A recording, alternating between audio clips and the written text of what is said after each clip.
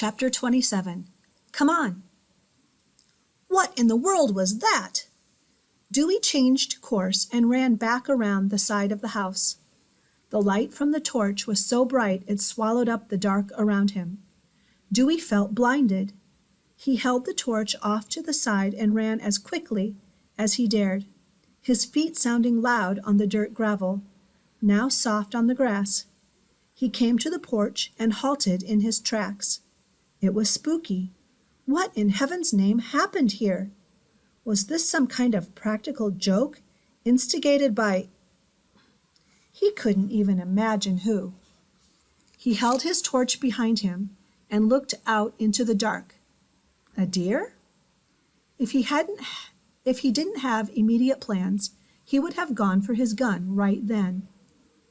Nanny backed up again when she heard footsteps come through the doors. She stopped in her tracks. It was Pull. Burdock was there too. "Oh my!" she gasped. "Thank goodness it's you." She stumbled back a step. "Let me, Nanny," said Pull. "You have done splendidly. Let me see what I can do." "Fluff, hurry. Go stand against the far wall." Burdock got out of the way too, and Nanny moved over beside him. She was wheezing. They watched. There wasn't much room for the big horse to maneuver.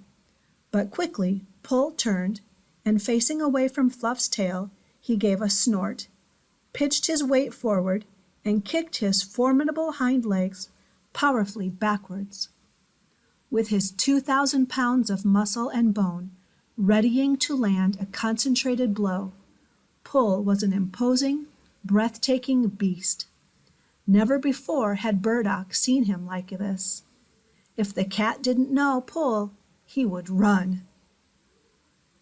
Smash! Pull splintered his massive hooves into the wood of Fluff's pen. The door tore from its hinges and plowed into the ground, sending up a cloud of dirt and dust. In a moment the air cleared. Fluff looked frightened, dazed, then purely delighted. "Oh, Pull!" she cried. "You've rescued me." "Let's go," said Nanny.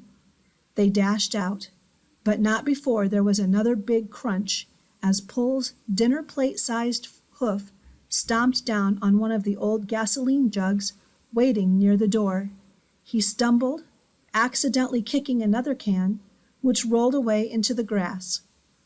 Burdock sprang out of the way. Pull looked back.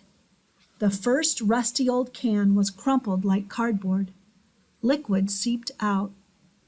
Tick burst breathlessly from the long grass on the side of the barn and caneered into Nanny, almost knocking her over. "Where have you been?" She looked at him hard. "Hurry!" said Burdock. "Come on!" cried Nanny, and all of them bolted around the corner into the dark.